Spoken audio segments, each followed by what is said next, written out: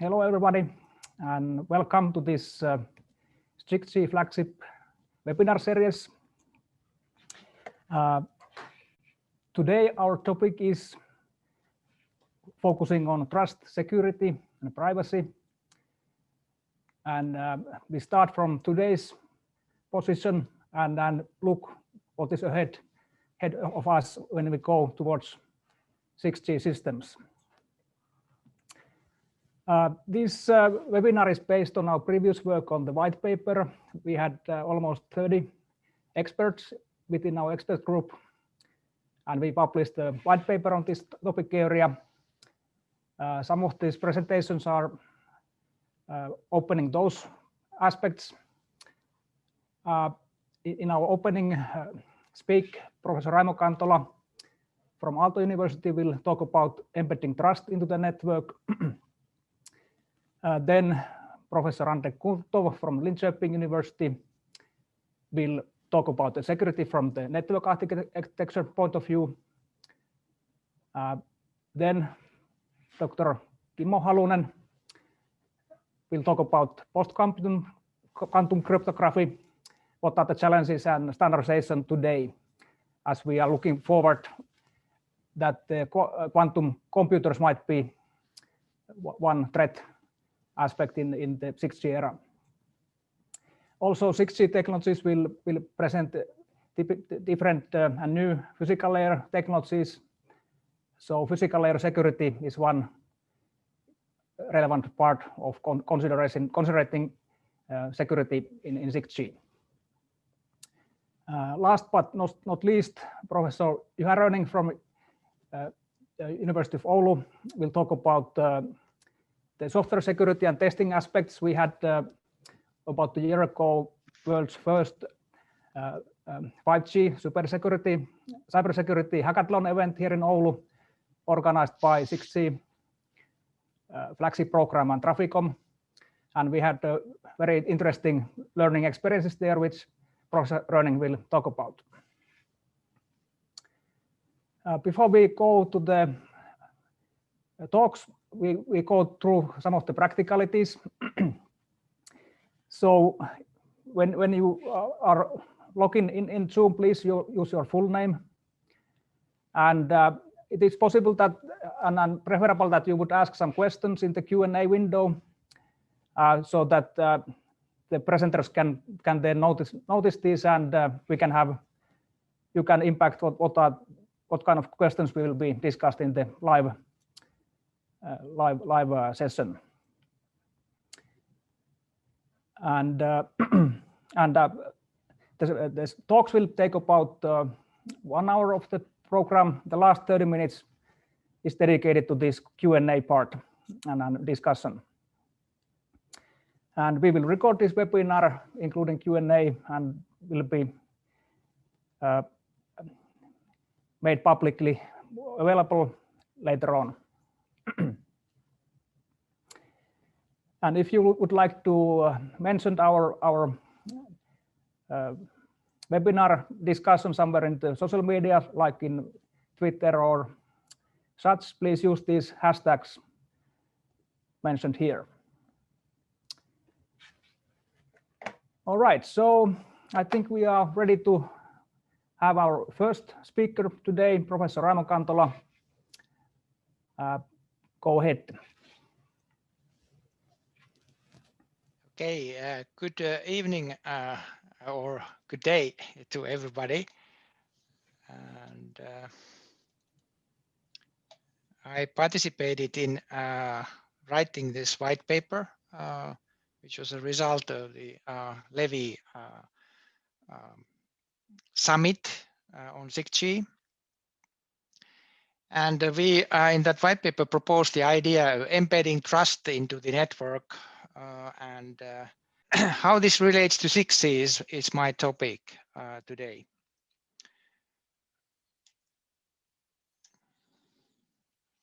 Okay. So I'll talk about motivation and then two views of trust. and then how do we get there? How do we get this embedding done? And what is the challenge? Those are the brief talks that or these topics that I will be covering. So this idea of embedding trust into the network is quite opposed to the original internet ideology of keeping the network best effort and everything else should be then in the hosts. Now we are saying that actually this is not enough. We should embed trust into the network itself, right? So what's the motivation? The boundary between the digital and the physical worlds is the new battleground for the hackers and the governments and the spy organizations of the governments. And in 6G, we are about to integrate the sensing of the real world and programming the real world into the networks. The radio itself in 6G can be used to sense the world. And then, of course, we want to program things in that world. So what follows is that then by hacking that interface, it will be possible to cause havoc in the real world and execute crime that happens in the real world with the help of digital tools and the network. Now, we don't really want to open this door to this kind of worms, this kind of new type of crime. Already in 5G, we are doing lots of vertical market use cases where the same thing is happening, but we will go deeper into this in 6G. All right. So in this world also, when we interleave the physical and the digital world, security and safety are intertwined, and then safety of people will be dependent on security, IT security on the network.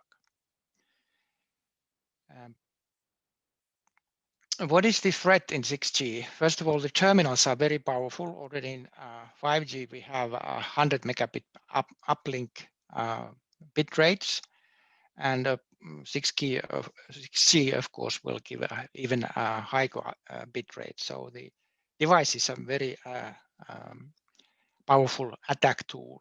Then we have the vertical markets where lots of valuable information is carried for the corporations and for industries in the control loops or elsewhere. But anyways, it's very valuable information.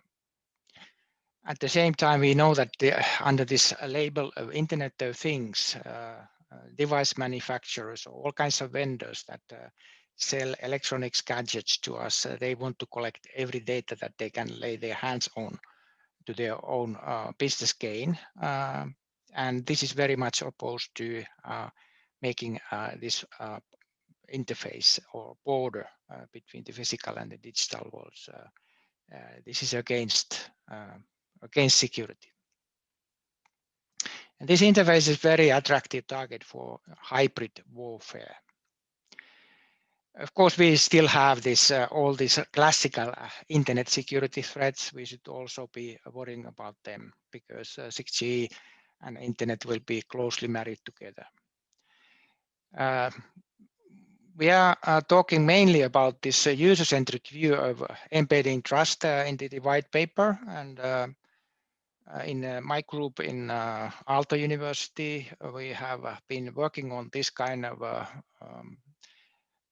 trust architecture where we have trust boundaries isolating the originator and the destination networks from the federated public services domain.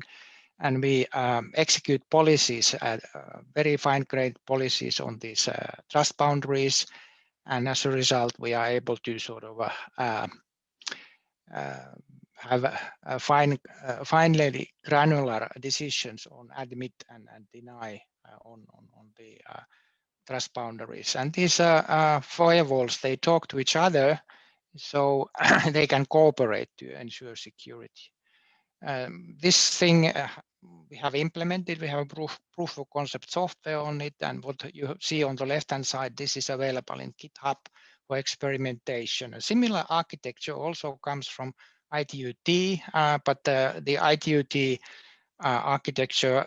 Last time I looked at it, it's in Y3052 and 53, was quite preliminary, but essentially it's on the same page and this as this experimental work that we have done.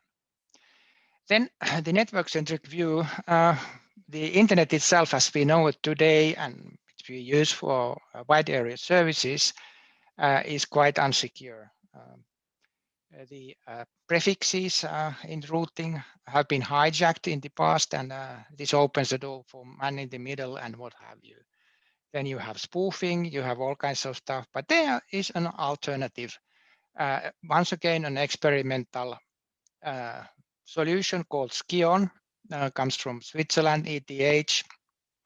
There's a book on it, and this is secure. What it provides, it has many three PKIs for routes, names, and devices. There is no prefix hijacking.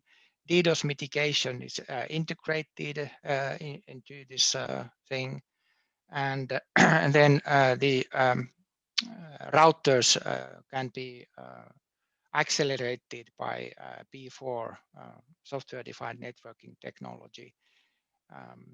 Low power consumption routers can be implemented on this. This software exists. There's a working package both commercially and in open source for research purposes. But of course, for adoption by the mobile community, this would need to be standardized. An industry alliance would be needed to do that. Okay. How to get there? How to deploy something like this? We have we are using a security-based networking already today in terms of like leased lines. These are motivated by security, also capacity, but security is very important. VPNs, virtual private networks, they limit the users to a certain set. We have the concept of network slice in 5G. But we could also implement societal services, like, for example, very timely today in Finland would be the discussion on a specialized network for health information. There was a breach of security in one company where thousands of people's health information was leaked to the internet. We could do this for financial services as well. So this would then take some of the information that we carry over the networks out from the internet and put it into a specialized network, which is isolated from the internet, right? We need operators for this. So, for example, the mobile operators could take a big role to support reputation-based services and the roots of trust that are needed in Skion. Skion doesn't have a global root of trust. It has a root of trusts that are based on isolation domains, which are sets of autonomous systems. And basically, to summarize, the argument is that we cannot carry on as before with routed IP in the world where we are programming the world. Too much new types of crime would be possible, and societies would not, they could not tolerate this. It would be too expensive to do the crime prevention by classical means. And we see also already what has happened with 5G because of the vertical markets. It has become an area of world politics between the superpowers, and 6G, of course, will be even more in the center of world politics. So we need to sort of apply this idea of zero trust and basically do not trust anybody kind of idea, and embed trust into the network and put lots of fencing,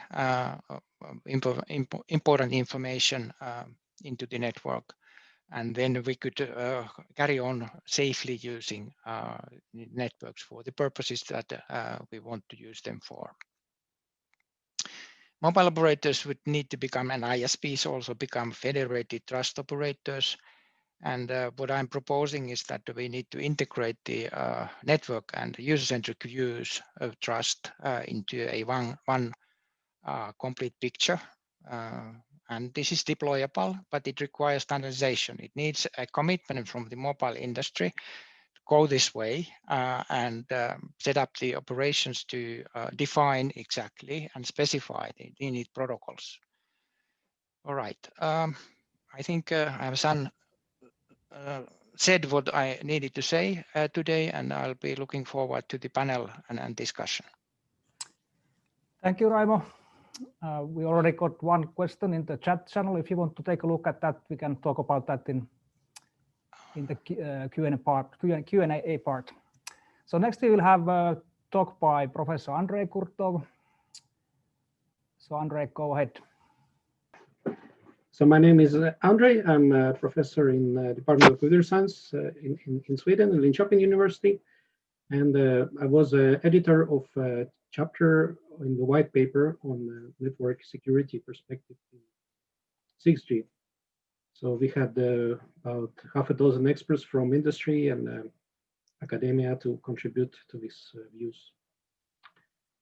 So in most generations of telecom networks, we relied on SIM cards for provide security. But now in 5G, we already consider things like embedded SIMs and virtual SIMs. And in 6G, we will have even more devices like electric bulbs and cars connected that maybe don't have any SIM cards in them. So it's quite a challenge to figure out how to provide this remote provisioning and authorization based on like virtual SIM cards. It's always like a battle between operators and vendors. Like operators want to keep more control and still have good security. So it's an interesting question. Also, like traditional SIM cards, we're primarily using this asymmetric cryptography, and it does not provide full security in terms of, for example, identifying rogue base stations or some kind of fake networks. So now in 5G, we started deploying asymmetric crypto, but it's quite challenging and more, let's say, resource consuming than symmetric crypto. So let's see how it will be possible in future light devices like IoT. Then also operators are quite interesting in network slicing, which is a bit like a marketing term for old good quality of service protocols. But also in terms of security, it's important like to isolate one user from another. And even if traffic crosses some part of public internet, for example, if you use 6G to control a remote drone flying somewhere in the city, it's important that users cannot affect each other and high security is provided. And one promising solution in Internet Engineering Task Force was Hosted Entity Protocol version 2, which is now in proposed standard. And it's been deployed already in the industrial internet. Second topic is post-quantum crypto. I think we will have another speaker talking about it. So I'm just going to briefly mention that it's an increasing challenge and traditional protocols based on public key crypto, they are vulnerable. And from protocol viewpoints, we have like limited header space and limited number of bytes we can dedicate to this. So we have to design the 6G protocols that are flexible in terms of security, but also can like accommodate different types of security crypto protocols. And some people even said the views that we should not mention any particular crypto at all in the standards, but they should be completely like flexible. So you can plug in anything. But from engineering viewpoint, I think it could be quite challenging because, as we know, once you kind of fixed the headers and the protocol formats, it's quite hard to change afterwards. Especially, for example, some of these post-quantum crypto protocols, we have bigger key sizes. And yeah, there are some promising also alternatives to Diffie-Hellman key exchange that are post-quantum capable, and they can be used for example, for improving heap security, like per user VPN and per user encryption instead of good old GTP tunneling protocol in like 4G. Also, everything will be virtualized in 6G, and now we have a huge research amount going in artificial intelligence, in machine learning. So how do we combine these new technologies to provide multi-point security in 6G, so that we just don't have single firewall watching the traffic, but we have some functions, let's say, in the cloud, some functions in the user devices, some functions in the routers, and it all will be virtualized and softwareized. So we need like monitoring from multiple points of a network to see what's going on, and let's say collect traffic, apply machine learning tools to figure out, for example, anomalies or misconfigurations in different parts of networks. And it could be double hard because let's say if you use end-to-end network slicing everywhere, like user traffic will be encrypted, control traffic will be encrypted. So then we actually need to work on this kind of hidden details and maybe apply some novel approaches to be able to figure out signatures even in the hidden context. Finally, I'd like to talk about telecom cloud convergence. Like now, everything is moving to the cloud, the user data, the network functions. People talk about mist computing, edge computing. So there is like a big combination from going to the data center for some functions versus doing them in the base station, virtualized way, or like in user device. So it will be like containers which are spread in different parts of a network. And it means also that some sensitive data, for example, from different users or different network components will be stored in different parts of clouds. So how can we trust, for example, that this cloud instance is a real instance which is managed by operator or not run by some hacker in the same cloud system? So we need functions like remote attestation, where we can check that the software instance is really fresh and correct. Then for fault tolerance, we need to synchronize different parts of the network, and also even learn to operate on encrypted data. For example, there is some homomorphic encryption approaches that allows to perform some searches on the data which is not readable by the operator. And this way, the users can be confident and trust the operator not to tamper with the data, because the operator does not have direct access. So that basically concludes my part. So if you have questions, I'll be happy to check the chat and also answer in the later part about Q&A, live Q&A. Thank you. Thank you, Andre. So we will continue from the topic which Andre already mentioned about post-quantum cryptography. Dr. Kimmo Halunen from VTT will talk about that. Go ahead, Kimmo. So thank you for inviting me for this, and I will give a few words about the post-quantum cryptography, and then especially from the standardization point of view. Just to be clear, post-quantum cryptography means cryptography that you can run on a classical computer, just like we're using now to connect to this Zoom meeting, to encrypt and decrypt messages. And why we need this type of solutions is that both encryption, usually thought through key exchange, and then also the authentication, like digital signatures, are now in danger from quantum computers. So current public key systems will be broken with good enough quantum computers. The state of the art now is that we have quantum computers which have few dozens of qubits, which are the kind of measure of the efficiency or the capability of a quantum computer. More qubits, the bigger capabilities they have. And these cannot yet solve cryptographic problems. to be effective in this type of thing, you need, well, depending on the exact cryptographic algorithm that you're attacking, you need in the order of millions, basically, based on the methods that we know now how to attack these RSA and elliptic curve systems that we have. And then the big question, of course, is that when we will have such quantum computers.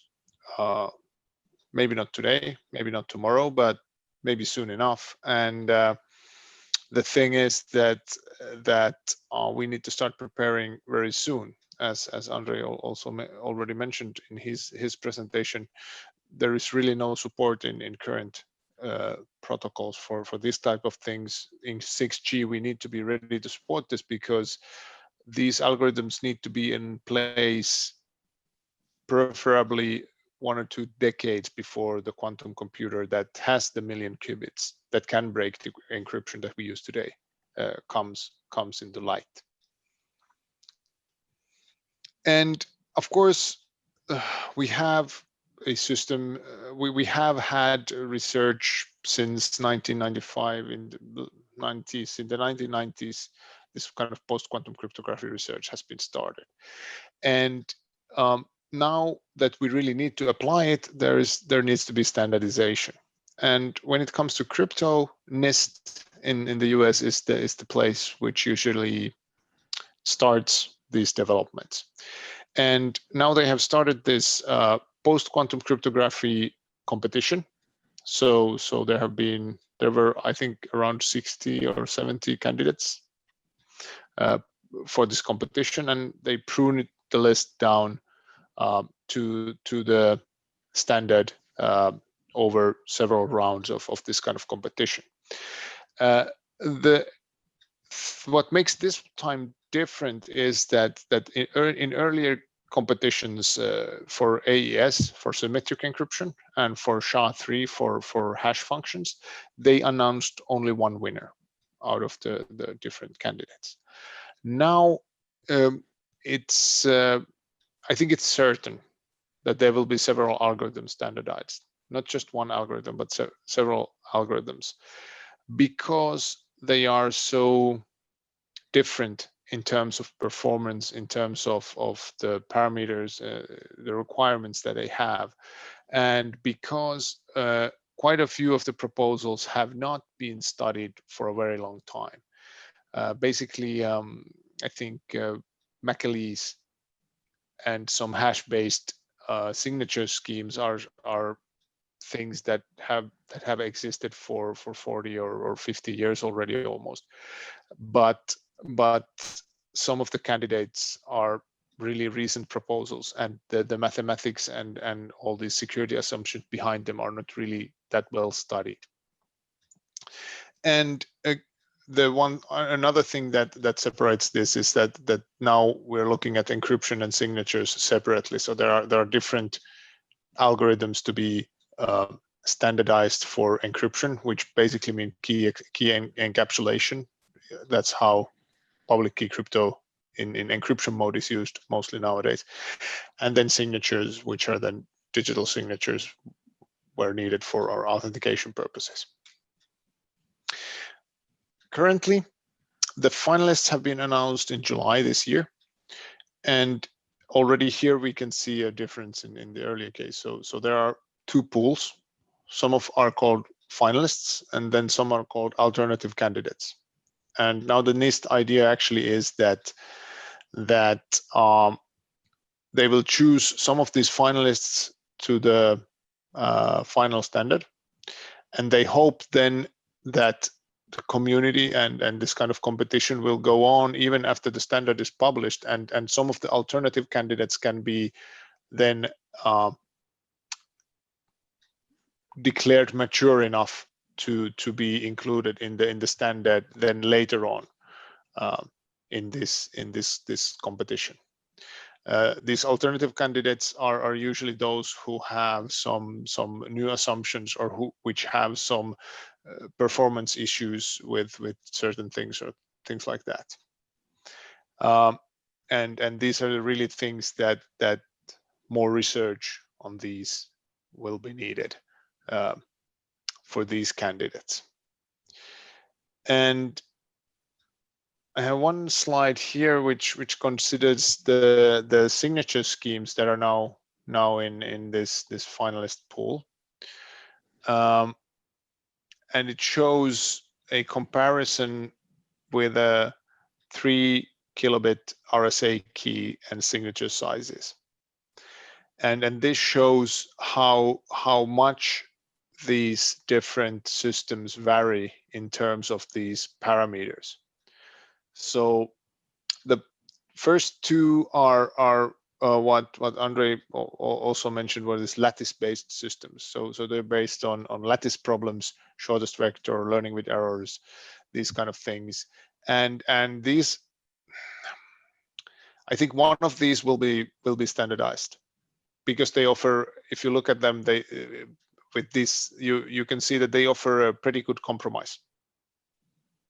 They're a little bit bigger than RSA, but not too much. Then when you go into different types of systems, like the GEMS and Rainbow, you see that some of the sizes just go through the roof. But then on the other hand, for example, Sphinx, which is a hash-based approach, you really don't need that big keys in such an approach.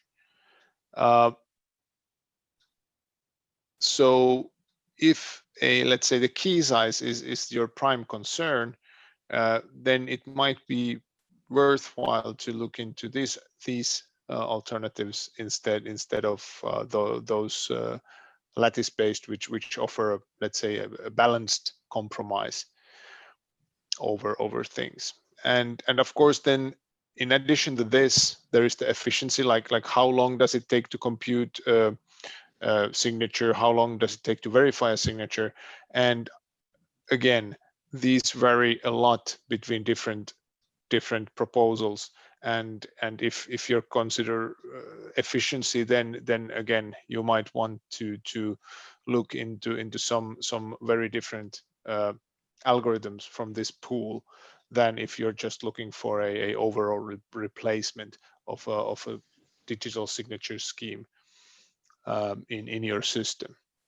And this of course then makes it difficult for standards like 5G or 6G or in any communication system, because if the communication is everywhere, then there is a lot of different needs for encryption and different requirements for the battery life or for the key size, as mentioned, how many bits you can fit in a frame or something like that. So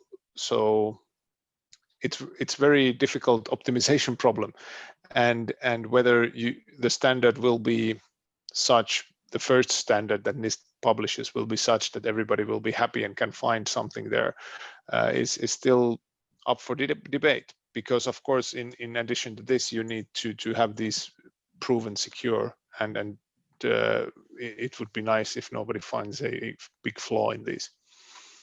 But as mentioned, some of these are based on quite recent assumptions, which means that there may be kind of mathematical breakthroughs that break these systems. And the next steps in the standardization are such that the standard should be ready in 2024. And after that, we can start implementing it. And the NIST has been very conservative in the evaluation this far. So only very conservative parameter sets, very conservative assumptions, and then proofs have been accepted, and kind of they really want new proofs and new research on this. And yeah, implementing these in different systems will be a huge challenge for the latter half of 2020, this decade. And I think preparing for this transition in the 6G for 2030 is also kind of a challenge where we now in the research community should take steps and look forward to. And that was my talk. As with the other speakers, I'm happy to take questions in the Q&A and continue discussion with the attendees and other panelists. So thank you. Thank you, Kimmo. Our next presenter is Associate Professor Lorenzo Mucci from the University of Florence, Italy. So Lorenzo, go ahead. Thank you.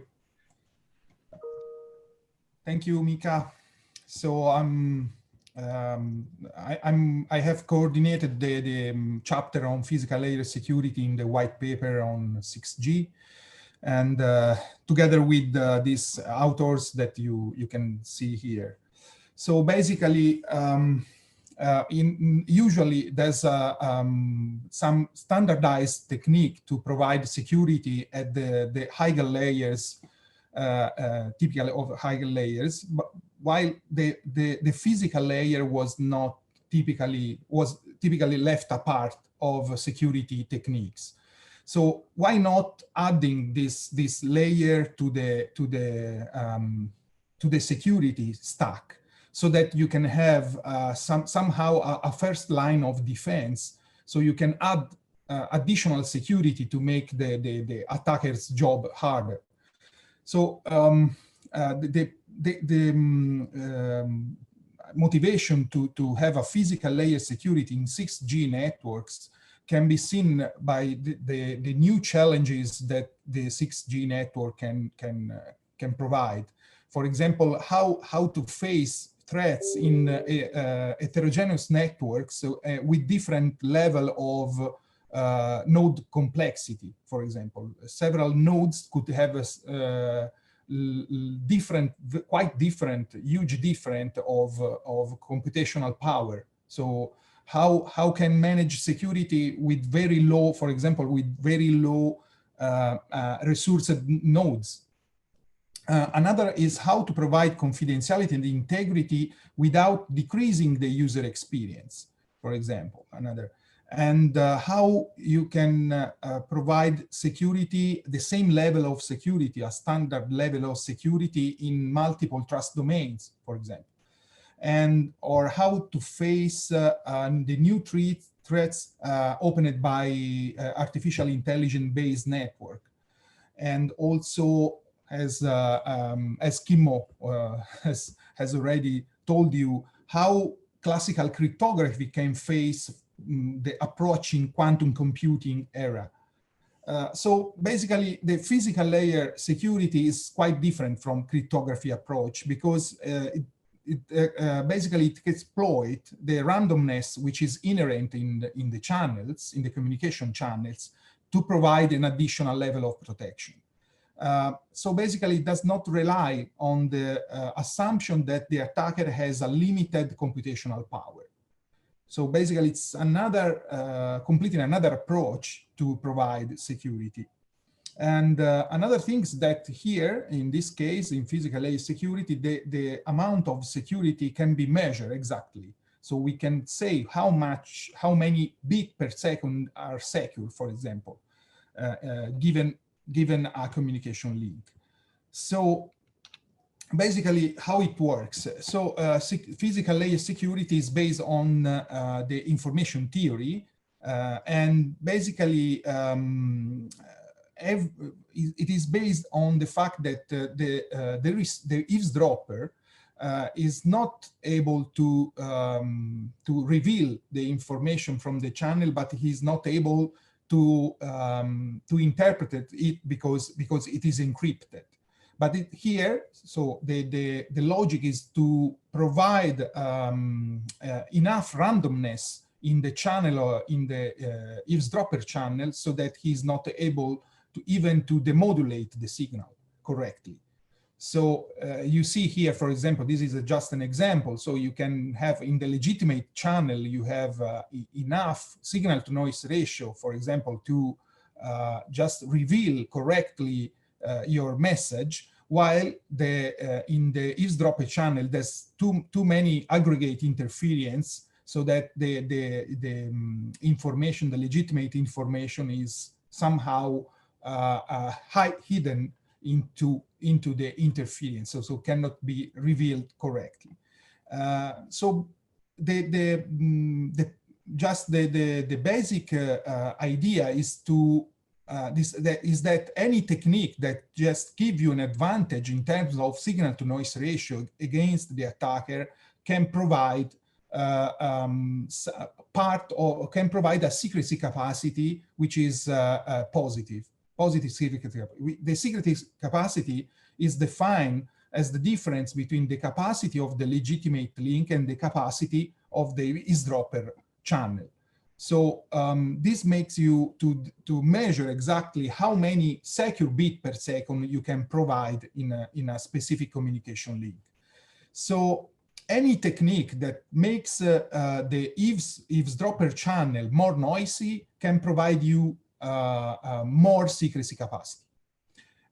This is an example. For example, Alice wants to transmit to Bob. Bob is closer to Alice in the first case, so you can have, of course, a positive secrecy here. But in case Bob is far away compared to Eve from the transmitter, so in this case you don't have any secrecy capacity. So there's several techniques that can provide an advantage over the eavesdropper. For example, the use of noisy modulation, or you can design wire-type codes that give you an advantage over the attacker's channel. You can inject some noise, for example, with cooperative jamming. This is an example in the first figure that you see an example. So you can provide legitimate links to the users while the eavesdropper channel is degraded by a friendly jammer. So the only scope of this node is to jam potential eavesdropper, for example. Or you can use also multiple MIMO systems or intelligent reflecting surface to beamform the destructive signal towards the attacker, for example, node, and constructive signal to the legitimate user. In heterogeneous network where you have micro base station and small or femtocell together, so you can provide a user and base station association to provide a larger area of security. So you can optimize the association between users and base station, the type of this base station, to provide more security, for example, or a larger area surface of security. Another promising technique is visible light communication, because you can light doesn't go through wall, so you can spatially confine the information only even to one single lamp, for example. And last but not least, you can use also physical layer technique to generate a cipher key based on the reciprocity of the channel, of the wireless channel, for example, between two legitimate users. So you can use the unique channel between two nodes to co-generate a cipher key and use it as a in classical cryptography techniques. So what physical layer can do for 6G networks, for example, signal processing technique or wire-tap coding design can be used in low resource device when you have very low resource device. For example, in dry and wet nanoscale devices, for example, bio-nano sensor or nanosensor or bio-nano sensor, for example. When you have a massive deployment of devices with mobility, so massive cell-free MIMO or intelligent reflecting surfaces can be used to provide security at the physical layer. You can use, for example, visible light communication for providing physical layer security for indoor environments, and for opportunistic and self-organizing networks. this fast generation of physical-based cipher key can be used, for example, to provide asymmetric encryption. As an example of security, physical layer security for extremely low resource device, when in the future the human body will be a node of the global network, the in-body communication must be secured, for example. In-body communication means that you deal with very low resource device, because that can be artificial, like nanosensors, or it can be even in the biological, like bio nanosensors. So how to protect this kind of communication? So in this case, for example, noisy modulation can be used to provide security.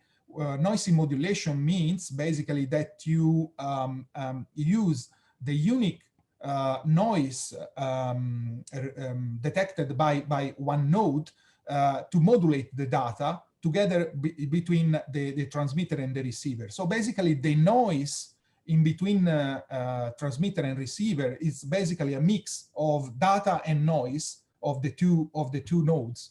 So an eavesdropper cannot reveal, in any case, cannot reveal the signal. Or you can also use wiretap codes. You can design codes, for example, in this case, to codes which basically are molecular-based codes to provide, for example, physical layer security in molecular communication, in biological systems. Cell-free massive MIMO means basically that these multiple antennas are not centralized, but they are distributed along different locations.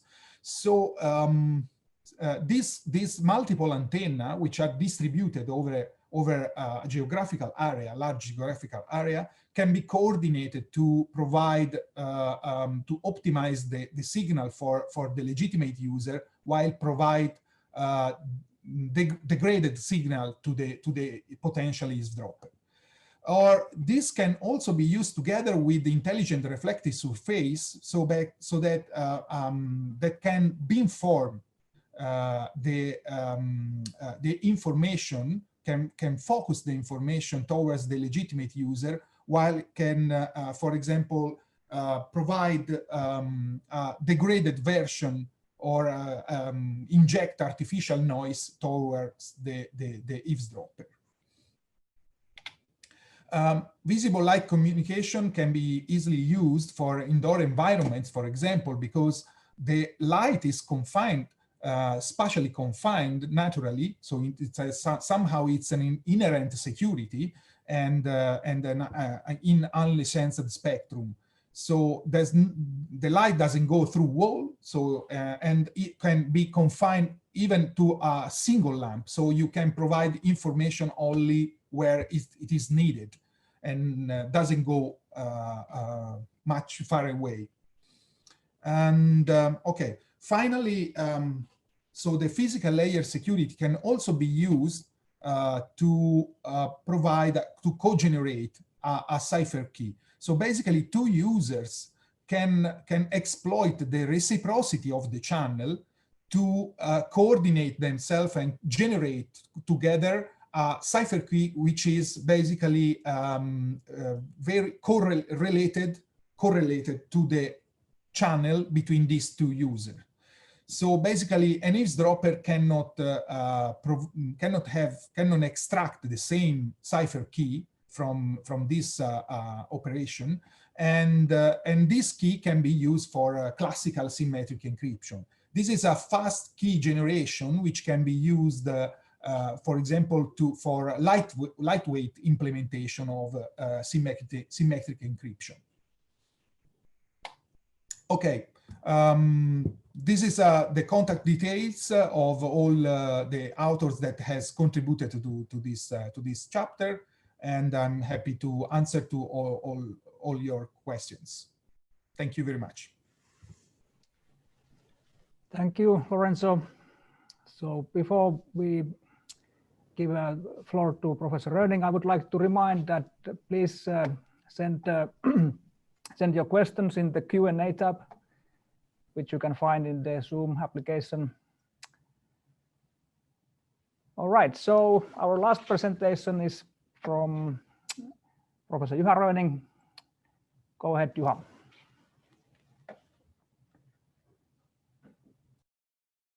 Now you can see my transparencies, and let me start. So we arranged, as Mika explained earlier, the first on ever 5G hackathon of November 29th of November, December 2019. We have a luxury at the University of Oulu to have a live 5G test network, and with the help of transport and communications, Trafficom chip program. Today, I would like to share some of the learnings from 5G cybersecurity hackathon, and I'm looking them from judges' perspective and from one case event itself, but how the different teams found it out. So as I said, the 5G we were looking at the university campus. See here the area by which the 5G is covered. There were 3 different themes where the hackathon took place. 2 of them were company-based.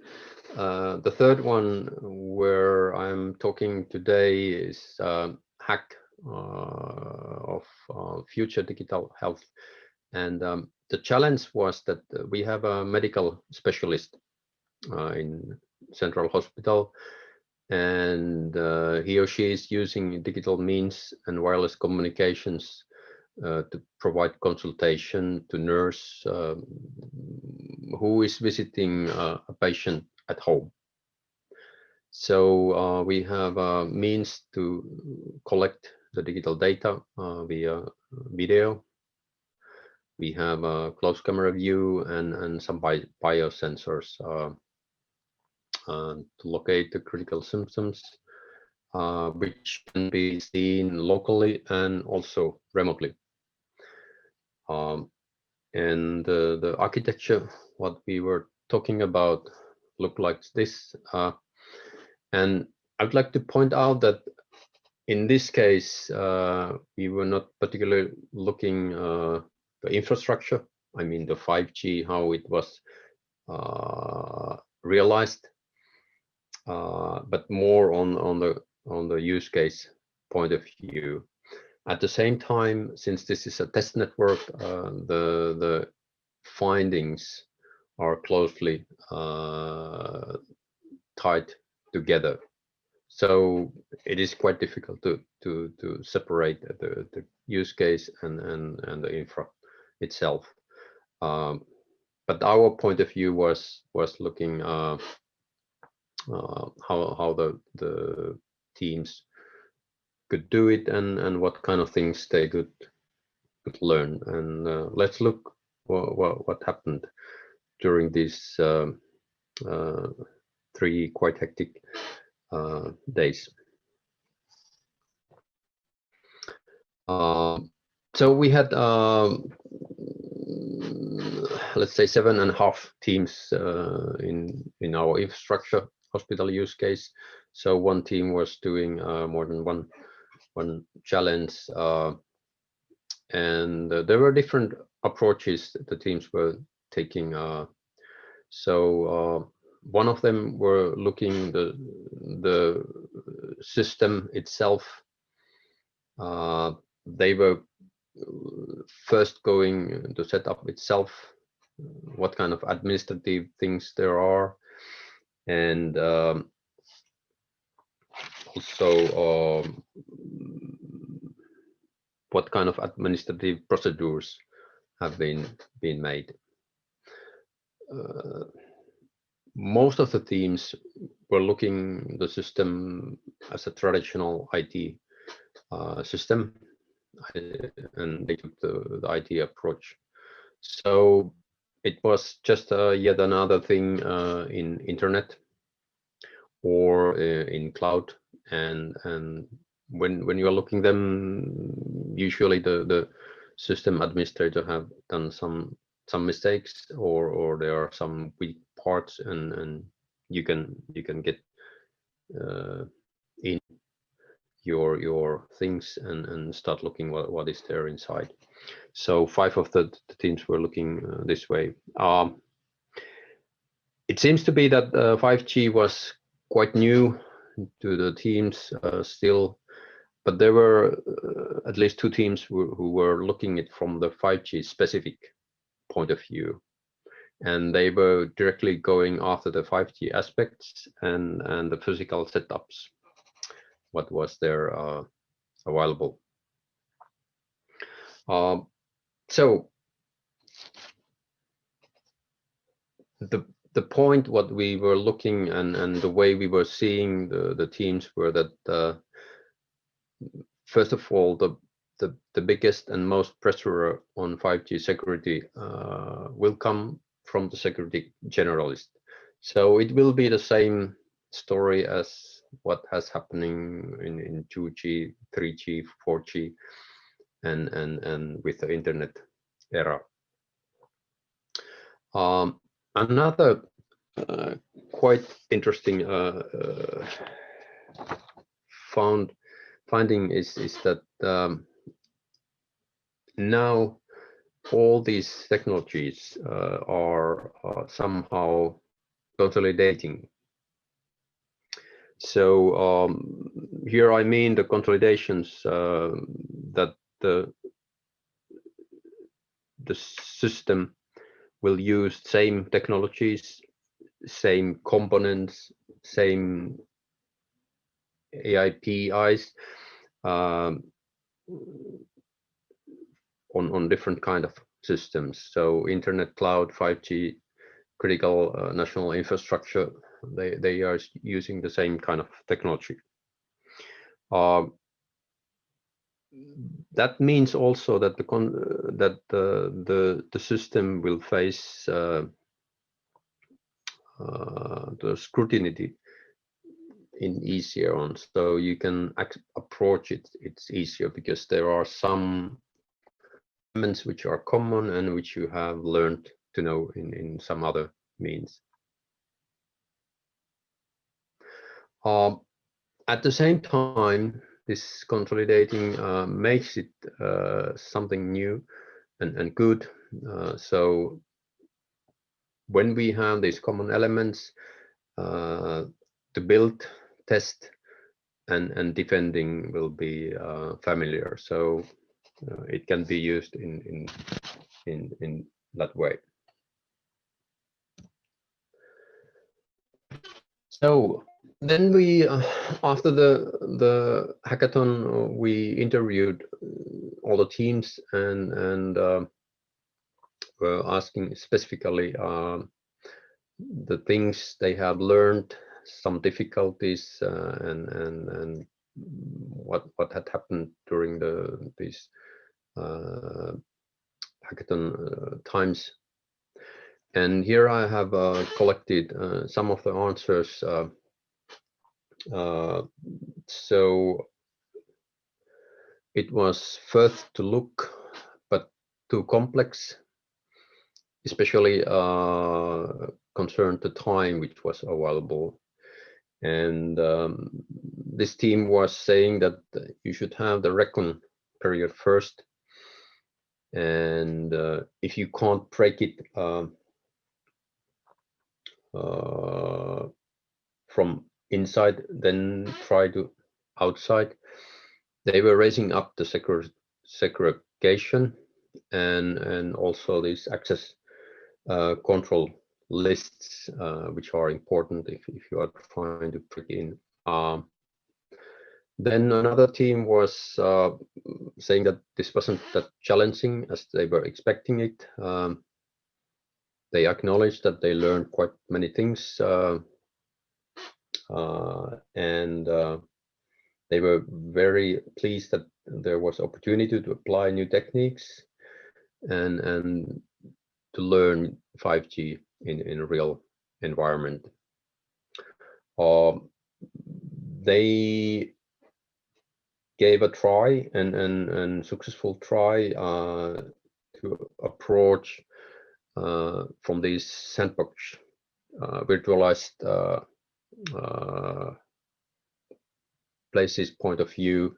So they were using the slices directly in 5G technology.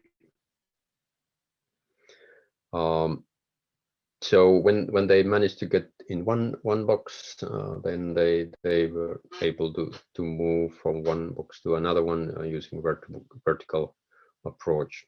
And they also pointed out that this abstraction, what is used now to provide different application, it at the same time creates fragility. If you don't know what is below the abstraction level, you are not using the programs in a good way, and that way you can create some weaknesses to your applications. Then yet another team was saying that, okay, we learned quite a lot. We learned to do the isolation, we learned the monitoring, and that the operational security is important. And they also acknowledged that they got much more information about the 5G than they learned earlier.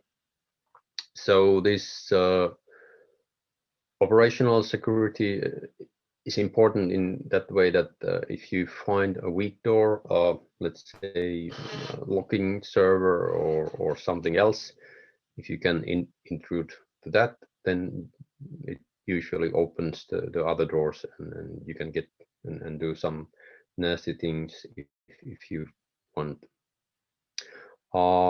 Then there was one group who started from radio compromise on the core, and then they came back and used segment by segment to approach. Finally, there was a group who said that there were a lot of targets. They were also pointing out this segregation importance and access control lists, and that abstraction creates fragility. So if I summarize here, the things which need to be taken care of from the 5G point of view are segregation. So we always should have the control and the data separated from each other. Also, the vertical movement should be made as difficult as possible, so there are closed doors in every interface. And in a way, this environment, what we were looking at and what these groups were trying to hack, it was made still in a way of trusting the users. And I think this is something we need to get rid of. So the users, some of the users will have a black hat and they will do whatever they can. And some of the users are liable users and they do what is also meant to be done. So perhaps there is a way to go towards the, let's say, zero trust. And I think if I mention one company, Google is doing exactly that, so that they don't trust people. There are always people who are not following the orders.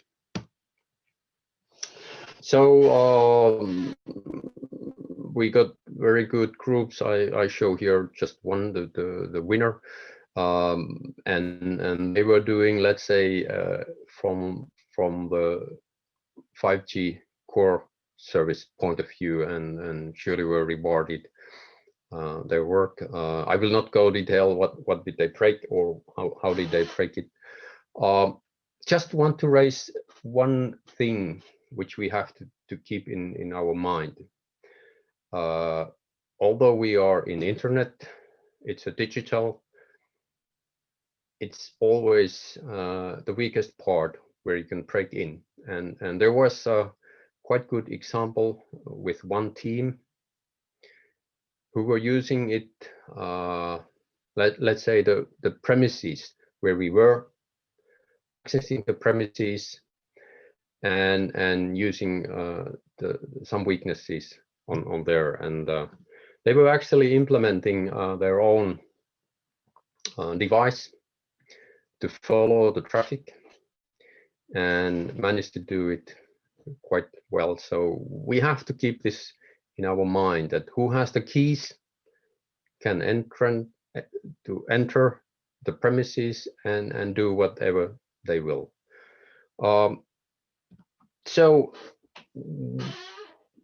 as a summary, some recommendations which we got from the teams, and which I also feel that are good advices from the judges' point of view.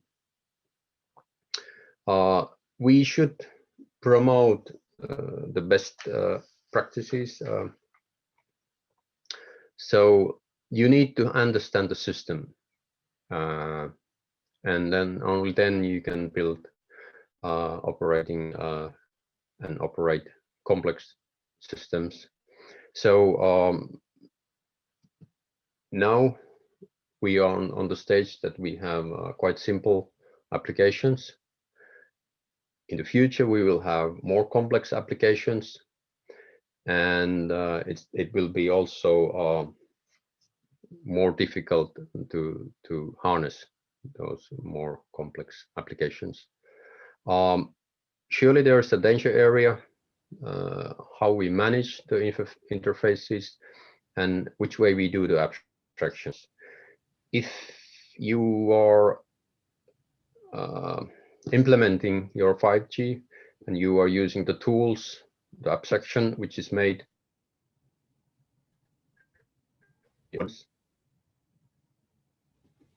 what is behind that abstraction layer. You don't see that there is a MySQL or something else. Then it might be that your choices in that level are wrong. So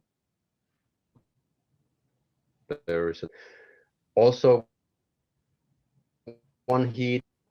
The operational security is important in 5G, and we need to do this kind of penetration testings. And quite important lesson learned is that both the telecom side. So even if you can do the virtual operators, which is provided by 5G, you have to understand what is the basic telco. I think very good, very successful, and I'm quite pleased that in Finland we have regulatory organization, Traficom, who is willing to arrange. Now it is the time, the hard things for the system, and that way, and only that way, we can build better and more robust systems. Thank you for your interest, and I'm also ready to answer questions or to Mika. All right, thank you, Juha. So we are now ready to start our Q&A part of the webinar. So maybe we can start with the very general question regarding what was already in the title of our webinar. So where are we now? So in the talks, we got a pretty good view what kind of vulnerabilities we had found in the current 5G systems, and also we are now moving to the phase where operators are deploying 5G systems. We are going to the second phase of 5G standardization for the standalone 5G, where we have 5G core network, we have network slicing and edge computing starting to come in the full kind of full versions and full deployment. So I would like to ask from the panelists that how do you see the current level of cybersecurity in 5G, and what do you foresee for the coming decade about the cybersecurity of the 5G systems? If I may start, this is Raimo. I think 5G has taken quite a sort of incremental steps in improving security and making sure that, for example, fake base stations cannot cause havoc. But it doesn't take any stand in terms of what happens with the end device. End device security responsibility lies with the user, and it means that laymen are responsible for it instead of professionals. That's the fortunate thing is that then these big players, Google and Apple, polish the applications that are made available in the application shops. But at the same time, in Android, anybody can actually take applications that are not in these libraries. Yeah, I could probably continue Raimo, agreeing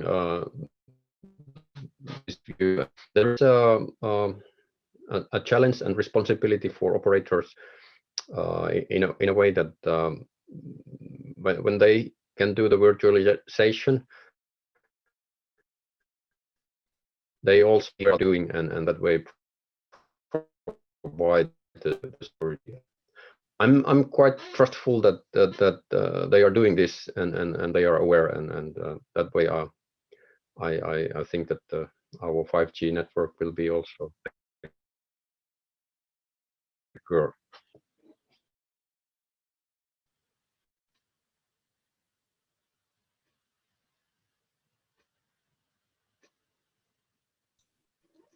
Lorenzo, do you want to comment the kind of the physical layer security?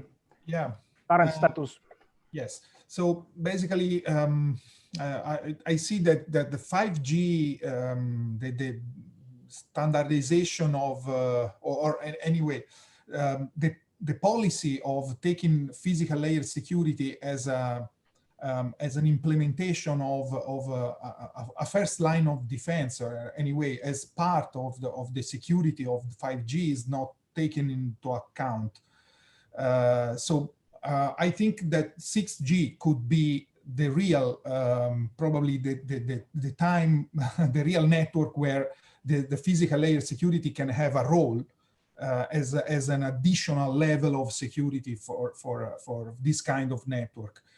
Even because there will be not only more strict requirement like lower latency or a higher data rate, higher throughput, and so on. Not only this, but probably we will see very heterogeneous kind of devices, as I told during the webinar. And so how to provide security? So probably symmetric encryption cannot be applied in any context. So if 6G is a connectivity fabric that should give connectivity to any kind of network and move information from very different kind of networks and devices. So how we can provide a minimum level of security everywhere. So that's a question that probably can see physical layer security as a good partner to provide this security at this level. Yes. So also, yeah. Mika, can I ask a question of Lorenzo? How much will we lose channel capacity for the end users if we apply this physical layer security? Yeah, the good question. Yes, this is a problem because if you design the network to provide the security at the physical layer, you probably you are not optimizing the network for example, for the throughput. So you lose something. That's true. You have to pay something in terms of throughput for the legitimate users. That's true.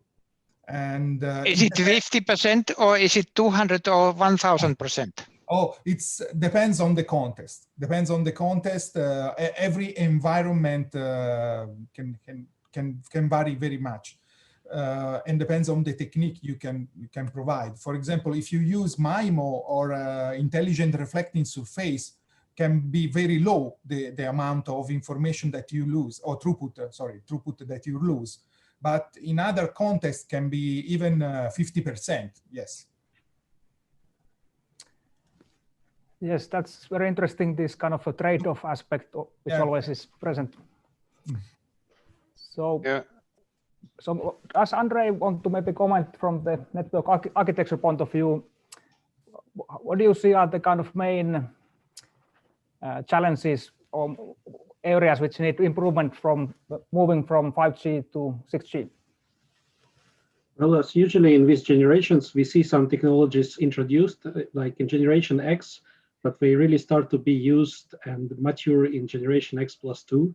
So we already see some things like, integrating IoT, ultra reliable communication, authentication base stations, but we will be only mature in 6G, I think. So it will be a bit gradual, I think. Yes, and maybe question for Kimmo about this cryptography. So that's of course important part in the authentication algorithms in 5G. So how do you see the aspects of authentication challenges when moving from 5G to 6G, and do you see that the quantum computing could pose a threat there? Yes, I think from perspective of cryptography and authentication, I think once we start moving to these post-quantum algorithms, and then on the other hand, maybe to even smaller and smaller computational entities participating in networks, I think we will see this kind of scattering of that we need to make choices that okay, we secure some systems with traditional cryptography because the resource constraints are so big. We cannot use the more energy consuming or bigger keys of the post-quantum cryptography, but we need to still secure the systems against near-term threats of conventional computers breaking those encryptions. So I think this is one aspect of this cryptography, and actually from my perspective, I would go from, we were talking about physical and network layer things, I would go even beyond the application layer and talk about the political layer. We have seen that 5G has become very political in Europe, in the US, and I would assume that there is a lot of similar pressure then to 6G once it starts to be deployed. And I think it would be important to learn from this 5G political climate that how can we make those 6G technologies in a way that it takes away the political pressure, that they are trustworthy regardless whether the hardware comes from certain country or the other. And this is again, this is probably also a challenge to cryptography in another sense. And another kind of threat from cryptography point of view is also a political threat. We see a lot of push for backdoors, for exceptional access, which has been traditional in telecommunications in many cases. But now we're seeing really push to weaken the actual algorithms that are there. And I think this is one kind of threat that we face when building security solutions to new generation of network technologies. Yes, let's then talk about a little bit about this kind of main topic of our webinar, this how to embed trust to the network. So maybe does Raimo or some other member of the panel want to comment? What are the main research directions you would see, or maybe research topics regarding how we can build more trustworthy networks? Where should we focus on? There are, if I may say a few words, sort of there's the question of how do we secure the network itself, right? This is what we are doing today. But in addition, there's a question of end-to-end and what the devices that are connected are doing and how important that is for the society. So question is, how do we secure this end-to-end session in a way that the attack surface is minimized, right? And another direction is, or question is, how do we promote cooperation? It's like I liked Kimmo's idea that let's create technology that is safe from the political attacks, and sort of we could buy equipment from anybody, and then sort of because of the way we do the zero trust, it doesn't matter that we cannot trust some of the physical components underneath. Very good idea. Big challenge for research. In addition, another thing that we could try to do is to create sort of this kind of cooperative security where we have a chain of trust end to end. And this means this will require that some of the trust functions are embedded into the network, right? And it's like the trust architecture that we today have in the world is flat in the sense that there are global roots of trust in TLS. And any of those roots can be sort of compromised, and as a result, anybody who is using a browser will be compromised, potentially, right? In this Skian world, there is no global root of trust. An isolation domain sets its own algorithms and its own roots of trust, and then they federate, right? So it's a different trust architecture completely, what we are using today. So we need to take these kind of big challenges in order to sort of prepare the world or the technology for the world that is emerging in time scale of late 5G and 6G. Right.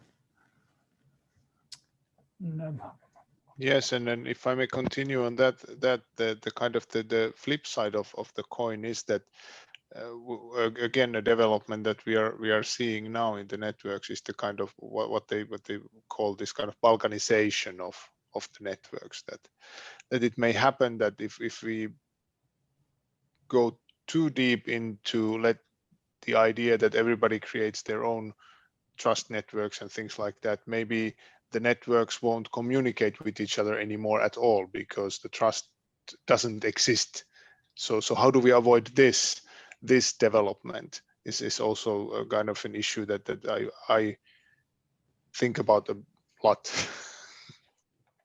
You know, these Kion networks for research purposes and also for practical use, they exist, and basically it has been built based on this federated trust, when you connect two networks, then these guys, they exchange, they do a certain procedure, how to establish trust, and exchange some keys and spare keys and what have you. And it's a game that they play among each other, and then they trust each other and they exchange traffic.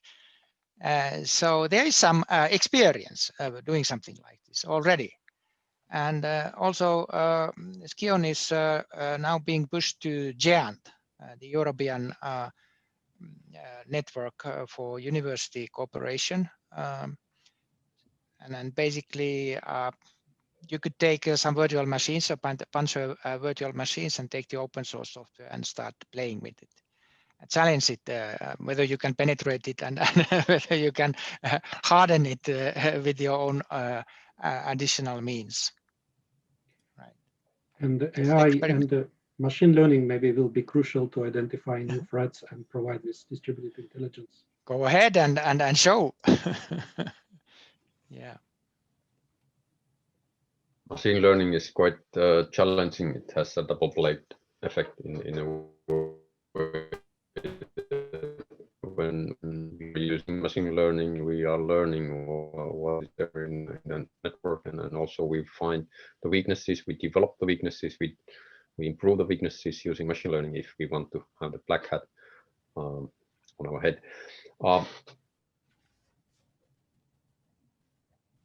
Perhaps a simple way of improving the trust or keeping the trust is that still we need to use the best practices what we have been using also earlier. So there are a lot of software components. We need to do the components in a good way. Look how they are interfaced, what communication is done through the interfaces.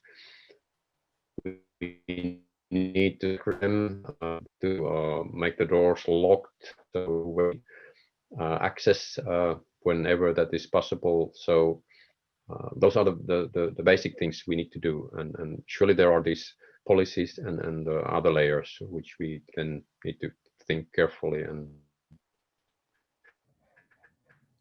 there is option before all those are.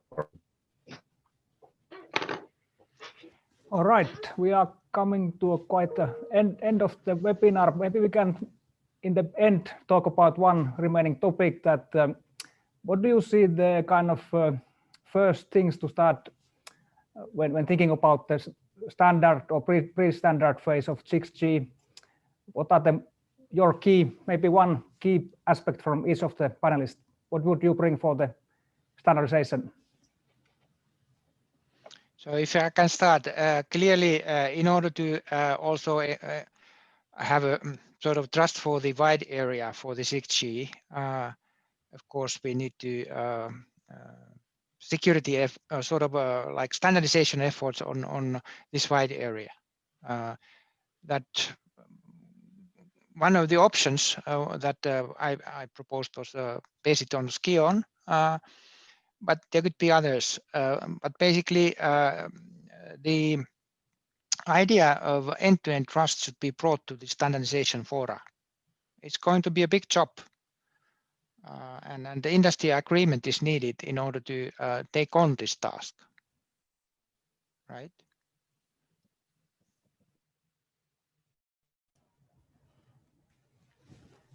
Well, concerning, for example, the introduction of physical layer security, is not easy to directly put this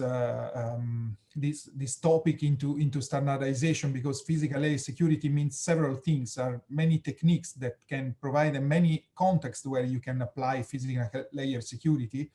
So probably I would say that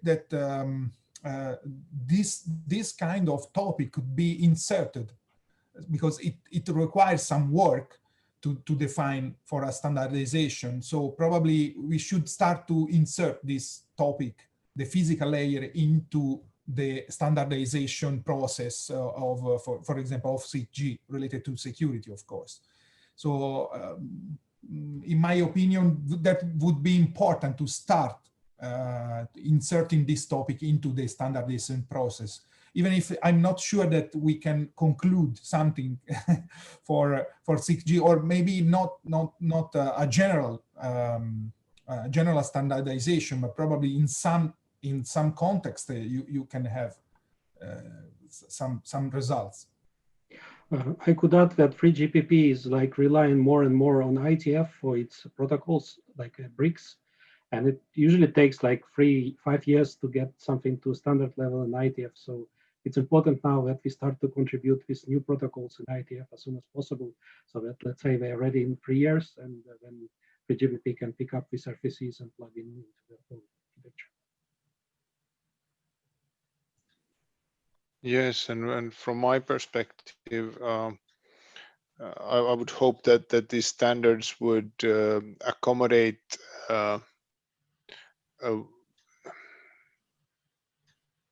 good enough cryptography end to end, and then would be made in a way that they take into account that we will have post-quantum cryptography that has or will have quite different scale for the different parameters, key sizes, and things like that, so that we can use whichever protocol is deemed best when it's needed in the communications. So that's my advice.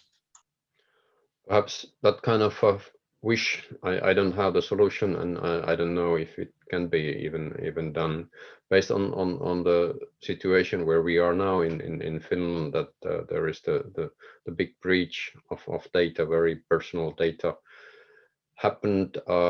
So we need to have regulations, standardization, whatever, so that we will have privacy also in the future. How that is achieved is very, very difficult, because we will have more and more gadgets, devices, IoTs, which are measuring whatever we are doing, and they are also aware where they are located. But that has to be part of the action, what we will do in the future for the standardization. All right, thank you everybody. This concludes our webinar. I would like to thank our panelists and the participants for our webinar in the Q&A part. So finally, I would like to quickly remind about the coming webinars.